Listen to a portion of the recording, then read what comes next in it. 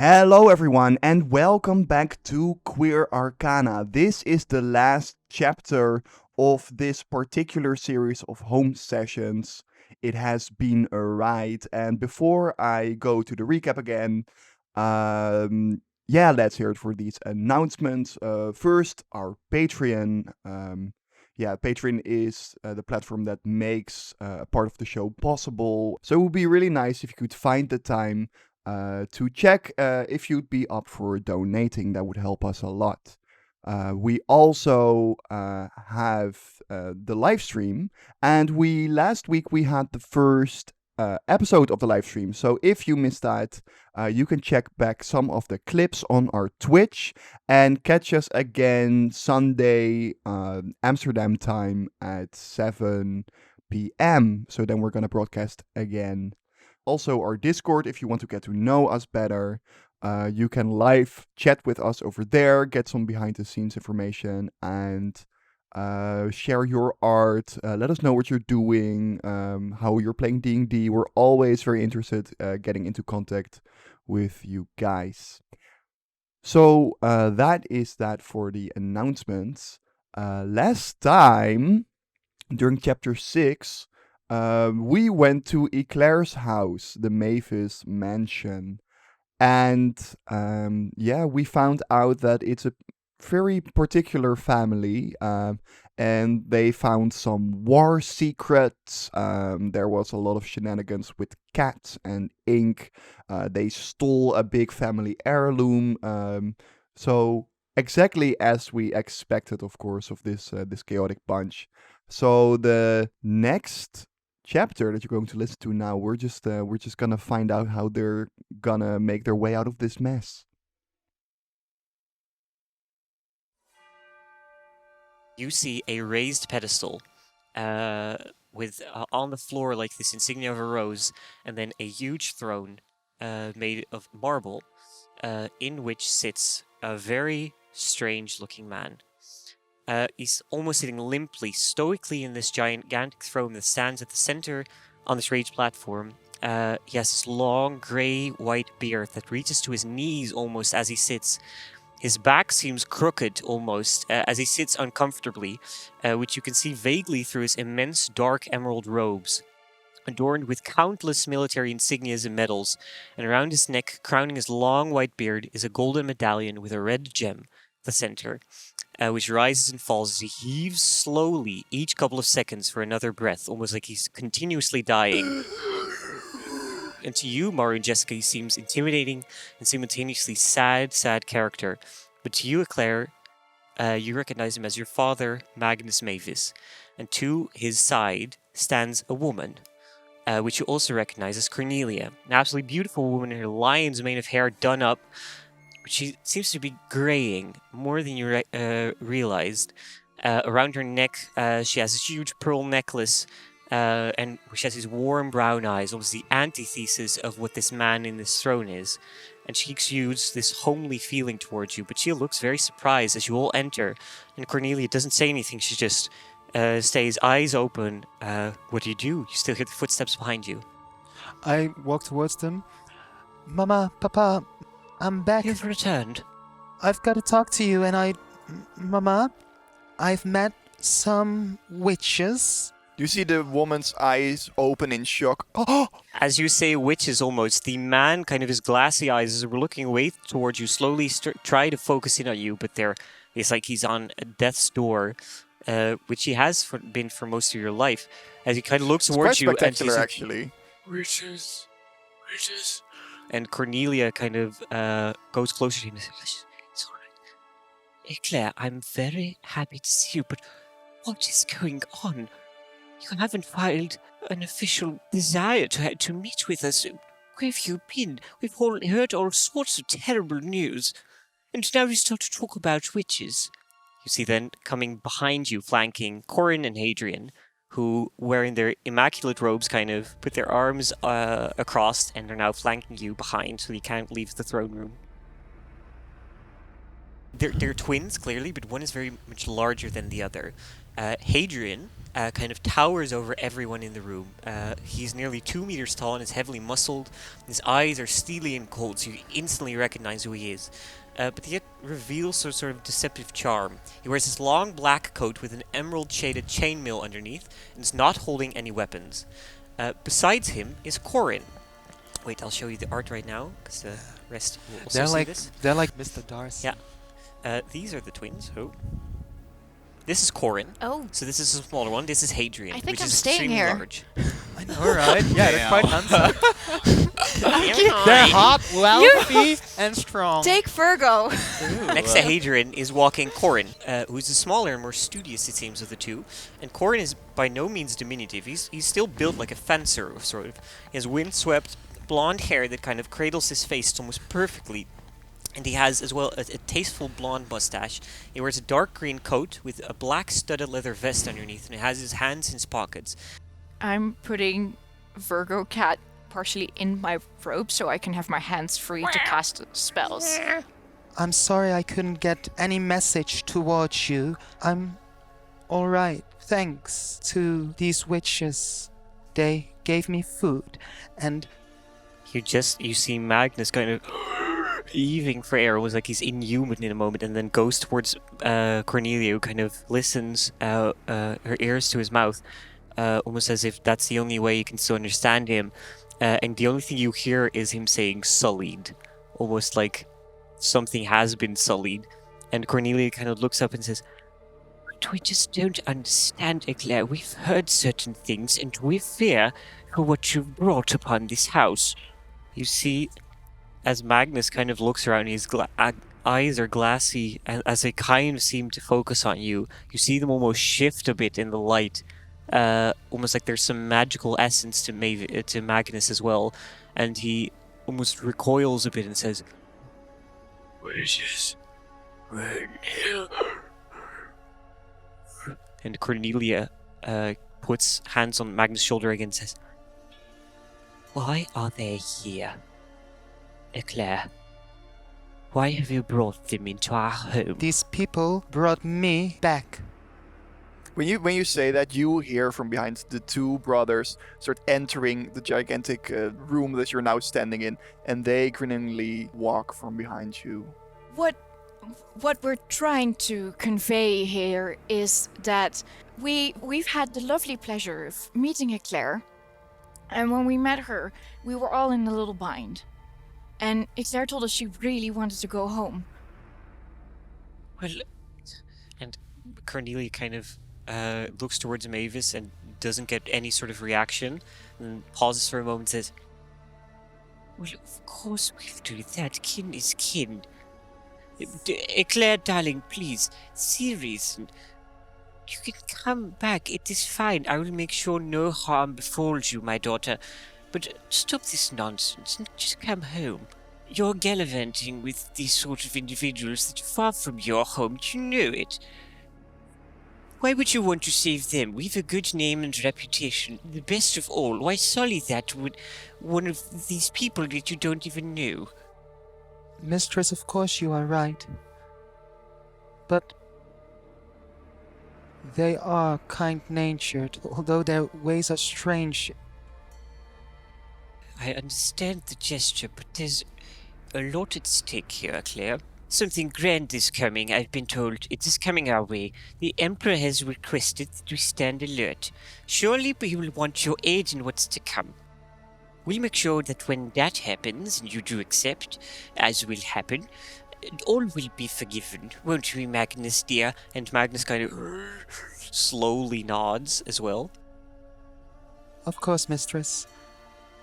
Brothers, what do you think of me? See them kind of scoff a bit, and as you look back, you see in the corner of the giant doors to the throne room, you see a white cat. Meow. See, hiding in the shadows, sort of, is Margot Cat. And she's searching for a little boy. You do not see August. They didn't come with the cat. Margot ate him. Yeah. He didn't come with the cat, Fucking and you killed kind of that look kid. towards Hadrian and Corin, hoping to get a response from your younger brother, but he seems to be absent. And rather, you see Corin and Hadrian kind of laugh. towards each other and says, "Why does it matter what we think, sister?" says Hadrian, the large one.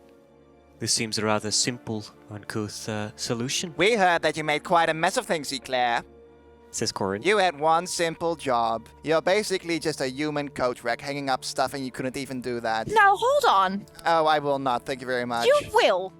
How about you show a little respect to your sister? Hadrian instantly steps forward and he's towering over I- you. He's fucking I am huge. planting my hands on my hips and I'm not backing down. He just smiles towards you and says, "You're in the lion's den now. Step back." Cornelia then waves her hand and says, "This is nonsense." And Hadrian sees that and just grabs you by the arm and just holds you. Almost like grapples you. I will have no respect for an earthworm. They should be crushed under their boots. That's what needs to happen. And as for you, entering our house and telling us what to do, I think not. Please, treat these friends with the respect that they deserve. Please. For the love of the gods, Miss Cordelia, Yeah. Cornelia. Cornelia then looks towards you and she seems extremely angry as she just keeps focusing on Eclaire and then says, "Enough gallivanting. Imelda Violet's preparing a case against you all, and I don't know what she's planning, neither does Magnus. There's one answer, Eclaire. You come back, and I'll reassure you that your protection, as always, is guaranteed.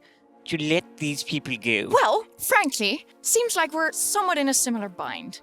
You want to know what Imelda Violet's up to, so do we. Exactly. She framed us. Exactly. So how about we strike a deal? Exactly.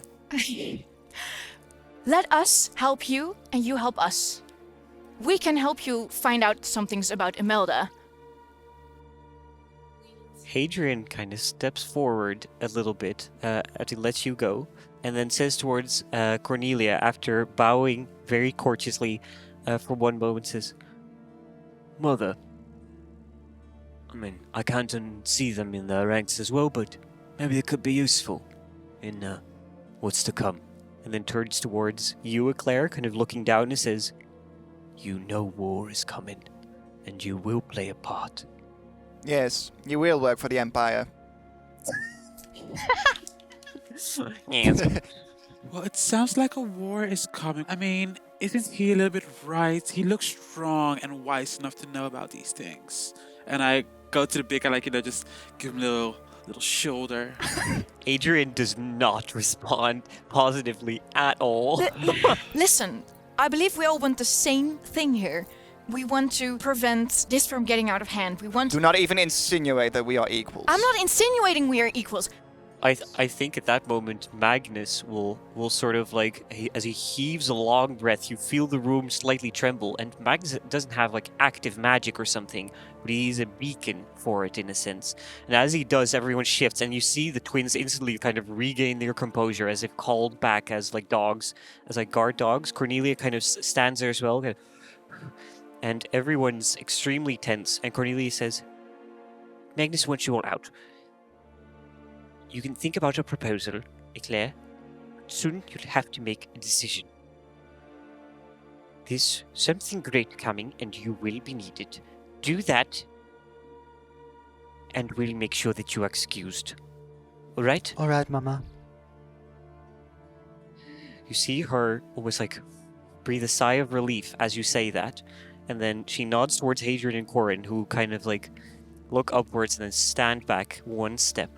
Almost like they were ready to apprehend you in a sense, and now we're letting you go. Then we will see each other soon.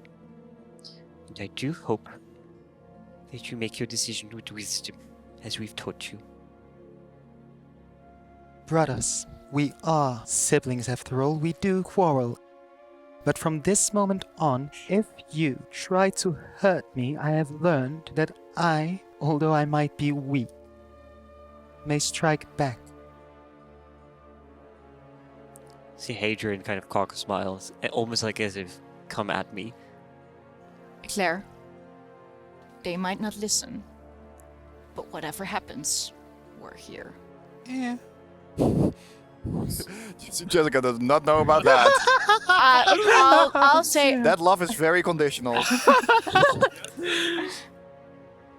to kind of touch each other slightly as you say that, you do see Cornelia almost like get emotionalized at the fact that you are cavorting with like what seems to her to be the enemy. Now, we should make sure you guys get away safely. No, we are in this fight together, Eclaire. You can be their eyes and ears while we gather information about Imelda. We can help each other. Cornelia kind of looks, doesn't say anything as you leave. A hand on the shoulder of Magnus, who's still heaving there in his throne. So the throne room slowly leaves behind you, and you stand there with Corrin and Hadrian, while looking very intently towards you, almost like eyeing you up. Almost like they're ready for battle at any moment, but their hands are in their pockets. So they slowly shoulder you and walk down. Virgo and Margot Cat are both with you at this moment, yes? Well, I guess we gotta go back. But I mean, we heard the deal. They're gonna excuse us if we help them with the whatever battle. They're gonna is. excuse They're Eclaire. not helping us. Yeah, they made very clear that they're only gonna excuse Eclaire, and that Eclaire is needed in some sort of military activity to come. Well, this was a waste of a trip. And you also heard that Imelda is apparently preparing a case against you. Don't know what that means, but it seems like you're stuck between either running, accepting a deal from your parents, Eclaire, or accepting a deal from Imelda Violet, whatever that may mean. You know, I guess we have to find out what Imelda has for her ulterior plans, motives, whatever. You know, perhaps this might help. And I give the note to Maru and Eclaire. What? It's an official Empire sealed letter that apparently Jessica found probably in the war room. On the note, it details, I'll say it once more, that an eye is to be kept. It's a letter to Cornelia from some sort of unnamed Empire official from Nice, saying that an eye needs to be kept upon the witches of the association and communication with Imelda Violet in particular.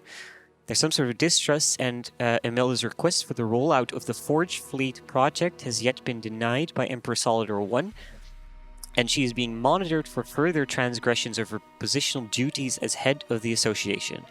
So she's overstepping her can- bounds, basically. It seems. Okay. It seems that she's called in this immaculate Forge Fleet project, probably to apprehend you or something, and it seems that the Emperor was like, nah, girl. Yeah. So it seems that she's being monitored like she did an oopsie. Make me a perception check, both of you, as you're looking at this letter. Alright. Then that would be to our benefit. 15. 15? So Maru, you're quite proficient with code, and in the bottom of the, at the top, bottom right of the letter, you see it's extremely fresh ink, and it says file in cabinet secundus in lecture hall back room, and then in between the letters is written some sort of code. It's very elaborate cursive, but it says 6512. Does that make any sense to me, or is it just numbers? You do remember, because it says file cabinet secundus. You do remember that the filing cabinets back in the room where you started had A lock. a combination lock. Where did you get this? Well, the war room, of course. Was it opened? Yeah. It was kind of laying over there. Well, it said here that it should It was be opened. filed. Yeah. So I'm assuming. Which we have the combination Of course, do you want to go back to the lecture Yeah. halls? Yeah, let's Yeah, As you find that file. We're talking about Yeah. this. You once again enter the lecture halls, and August is sitting there, and he is still learning, and he looks towards you, Claire, and he says, "You're leaving again, aren't you?" You had one job, August. One job. What did I do? August, you can't do anything wrong. You're perfect the way you are. Kenneth smiles a bit and says, Jessica does not think so. He knows what he did. "I'm Little gonna shit. miss you, Eclaire." August, this isn't the last time you've seen me. I love you. I love you too, sister. I'll see you again. As August kind of hugs you slowly, he's very small, and seems to be very pure, relative to your other family. He says, I'll miss you, okay? I'll write you. Yes, please. As you do, he kind of nods, gives you a last hug, And then you hear Rawls yelling in the distance, like, August, where are you? That's our And cue. shuffling of like these Lecture bumblefuls. room it is. So you go down into the chamber. Virgo, because it has been, I think, an hour or something at this point. Virgo got kind of standing there, meow, as Virgo and Margot kind of reappear in the filing cabinet room where the teleportation circle is, and they're like, Well, "That absolutely sucked." I mean, Can you just start casting while I get the file? yes. Okay. Oh, be Yes, quick, of be course. quick. I'm gonna be Okay. And then 10 minutes. Virgo starts to prepare this teleportation circle. gonna- As the doors close behind you, you look through the filing cabinet and you see the combination lock on Secundus, the second filing cabinet. You input 6512, and as you do, it clicks open and you see a lot of files. Make me an investigation check. Oh, can I help her out with it? Jessica, come help me look. Absolutely, you can roll with advantage. Roll with advantage. You're gonna need the advantage. Okay, sorry, what was it? Investigation? Yes. I think I'm okay with that. That's 18 plus 3 is 21. Jesus fucking Christ. just- A woman on a You mission. definitely quickly find it as you are the perfect librarian, magic librarian, and you do find a file that is named I.H. Violet. Oh, bitch. We got the dirt. we the got dirt the down. dirt. That's fun, right? Fun. Okay. You can look through it for like 5 minutes before the teleportation circle is will. done. Yeah. And it details apparently House Mavis has been keeping a close eye on the rise of the Witch Association because they did not like it when they started. They were like the right hand of the Empire for a long time. Now the Witch Association has come in and they've apparently been very rivalrous with House Mavis, who's a completely different sort of organization. And it details Imelda's rise to power and her presumed motivations, but nobody seems to know exactly what her background is, so this is all speculation. And it also has motivated her motivations to potentially label the Paladine as witches as well. Imelda seems to have started as like an Elberian official who was the first to say like, I will never cast magic because it is unfair for me as a witch to basically hold a cocked gun to everyone's head at any given point because I can shoot fireballs, for example. So Imelda has been, her whole life, it seems, her adult life, been trying to limit her magic to try to blend in with Elberian officials for the most That's part. it. She dearly wanted to be part of that organization and has tried to extend that want with the Witch Association to all witches around. Not because it doesn't seem like she's hateful or anything, but because she dearly believes that that is the only way for witches to continue to exist. So the Witch Association seems to be her idea, it seemed to be her initiative, in conjunction as an official of the Emperor Solidor II, specifically, which is the current reigning emperor. Quite a young adolescent. He's like end of his 20s. Why don't you all roll me a perception check? No. Oh god, what did you I'm think the of? fun DM. I'm You the are fun the DM. Oh fun no, am I DM. going to Damn. die? Are you the fun DM if one player says no? Natural 20. Oh. Perception is -2. Oh, wait, it's cocked. Oh no, now it's a 5. It's a 3. Okay. I'm too busy reading. I think I rolled a 5 total as well. I'm just. So as Maru, as you are reading about these inner conflicts about Imelda to want to coexist with everyone and then still limit herself so endlessly. So Jessica, while Margot is flying through these files, you hear something in the distance as you hear Corin talking to Rawls, who are both seemingly with Adrian walking down towards you. If they are here, you can't go anywhere. The only exit is where they're cutting you off at this point. And as they kind of go down the stairs, they look at you inside the room, see Virgo and Margot over the teleportation circle. They see Maru fighting through secret files, and Corin and Hadrian just like, what Now the you've done it. Virgo, how long is the spell gonna take? about 3 minutes. Are they at the Are they inside or are they still at the door? They're not inside the door, but they're going to walk in right I want to now. run to the door and close it and keep it barred until the spell... Okay, make me an athletics check. Can I cast a spell before she closes the door?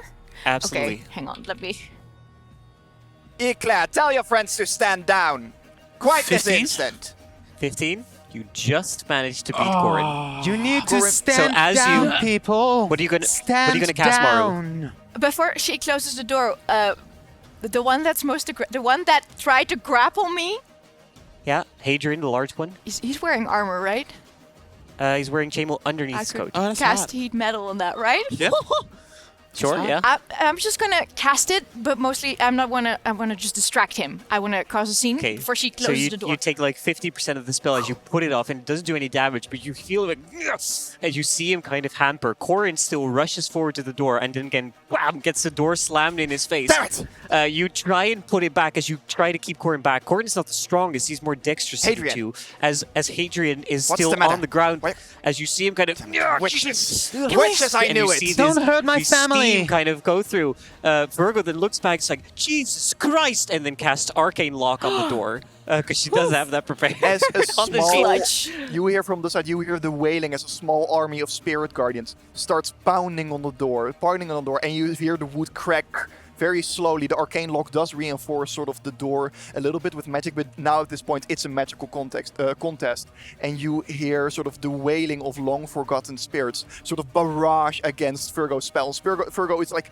you see the veins in her hands build a little bit as these two forces of magical nature, they're just powering against each other. You hear Corbin from the other side. I'm gonna shout at Virgo. Come on, Virgo! You can do this! You're the best multitasker out of trying. all of us, and I'm I'm I'm casting Bardic Inspiration on you.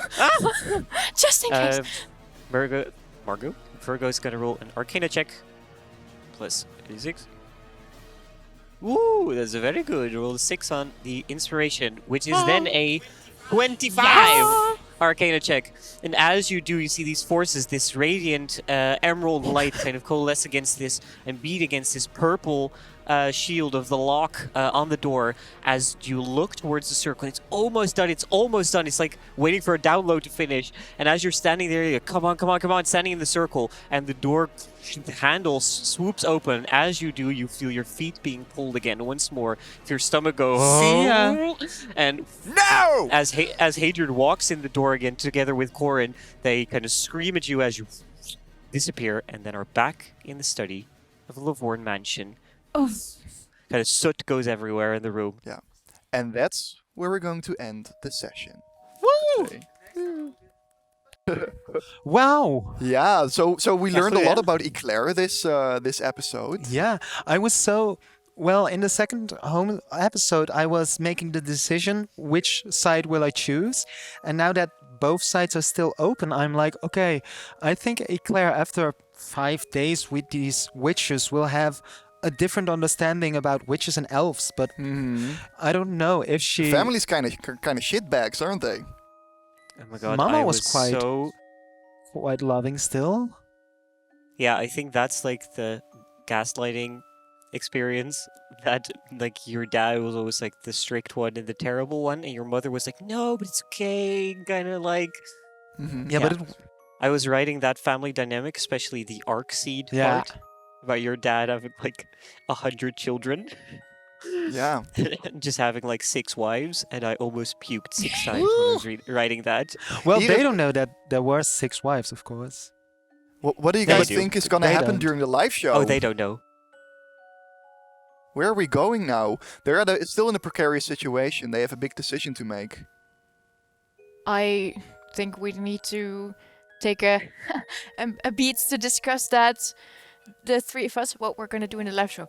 I think you're gonna fight Eclaire over the halberd the next live show. It's a +1 halberd. It's a yeah. plus So- 1 halberd. Freya and I got a lot of thinking to do. What we're gonna put you guys Yeah. up to.